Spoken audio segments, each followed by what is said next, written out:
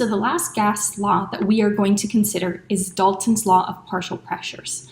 And what Dalton's law of partial pressures tells us is that if we have a number of different gases in a container, then their partial pressures, the pressures that they exert, will add up together to give you a total pressure. So your total pressure, P total, equals the sum of each of the individual pressures. So P1 plus P2 plus P3, etc., etc.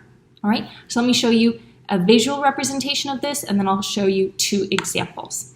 So in this diagram here, what it shows you is that you have a container with helium in it, and it has a partial pressure of 2 atmospheres.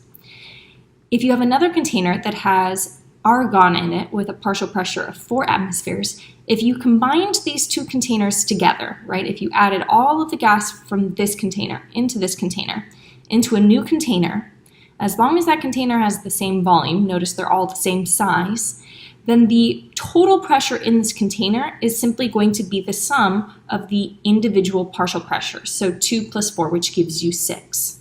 All right? And the only reason why we can make this assumption is because we're assuming that the gas molecules are not attracted to each other. So their partial pressures simply add up to give you a total pressure.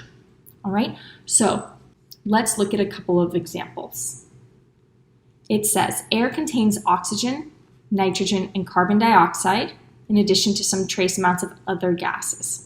If the partial pressures of nitrogen, carbon dioxide, oxygen, and other gases are, so it gives you each of the partial pressures, 79.10, this, and this, respectively, what is the total pressure? So remember, as Dalton's law of partial pressure tells us, the total pressure here is going to be equal to the partial pressure of nitrogen, N2, plus the partial pressure of carbon dioxide, plus the partial pressure of oxygen, plus the partial pressure of any other gases.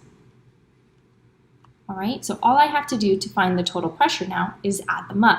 So 79.10 kilopascals plus 0.040 kilopascals plus 21.22 kilopascals plus 0.94. So what I get for my total pressure here is 101.3.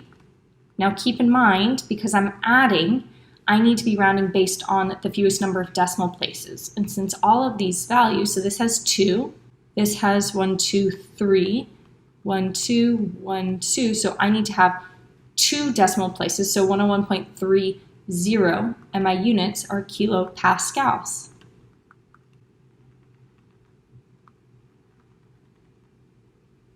And that's all there is to it. Let's look at one more example. Blast furnaces give off many unpleasant and unhealthy gases. If the total air pressure, so this is my P total, is 0.99 atmospheres, that's my P total.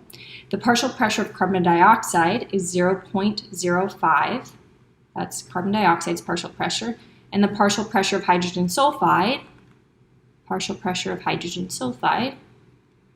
is 0.02. What is the partial pressure of the remaining air? So remember, P total is going to be equal to the partial pressure of carbon dioxide plus the partial pressure of hydrogen sulfide plus the partial pressure, I'm just going to write the remaining air.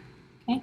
So since I know that the total pressure is 0.99 atmospheres, and I know that the partial pressure of carbon dioxide is 0.05, and the partial pressure of hydrogen sulfide is 0.02, I can solve for the remaining partial pressure of the remaining air.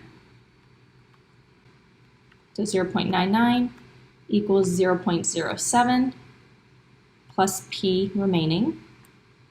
So I'm going to subtract 0.07, subtract 0.07. Okay, so my partial pressure of my remaining air